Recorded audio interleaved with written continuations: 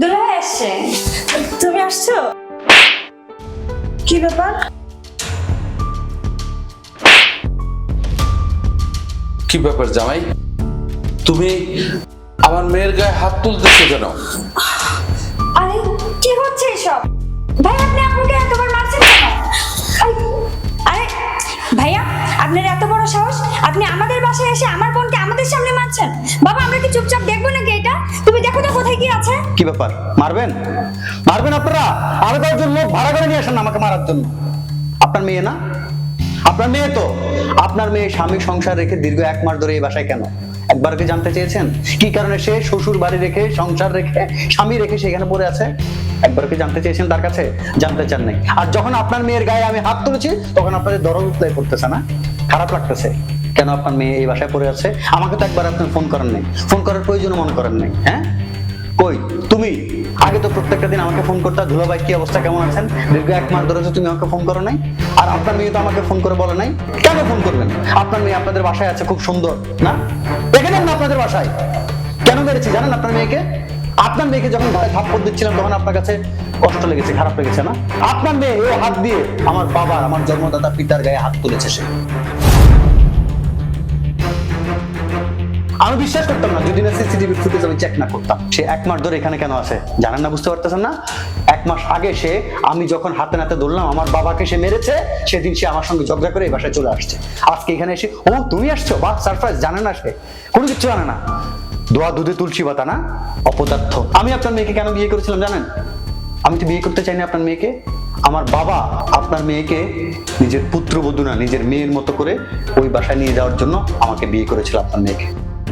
শুধুমাত্র তার নিজের মেয়ে নেই, মেয়ের যে একটা অভাব আছে সেই অভাবটা পূরণ করার জন্য। কিন্তু না, আপনার মেয়ে আমার বাবাকে বাবা ভাবতে পারে নাই।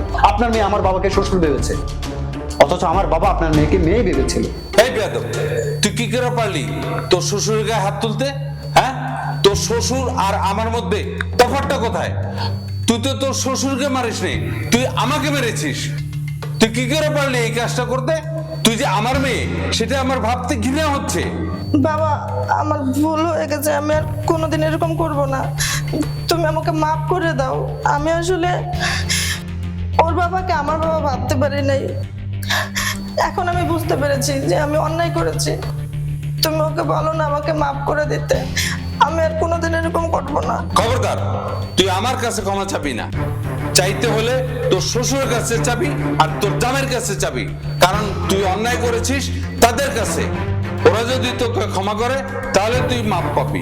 শোনো না, আসলে আমি যে অন্যায় করেছি তোমার কাছে মাপ চাওয়ার মতো মুখ আমার নেই, কিন্তু তারপরও মানুষ তো ভুল করে। আমি আমার ভুলটা বুঝতে পেরেছি, তুমি আমাকে মাফ করে দাও। আমি আর কোনোদিন এরকম করব না। তোমার বাবাকে আমি আমার বাবার মতো দেখবো।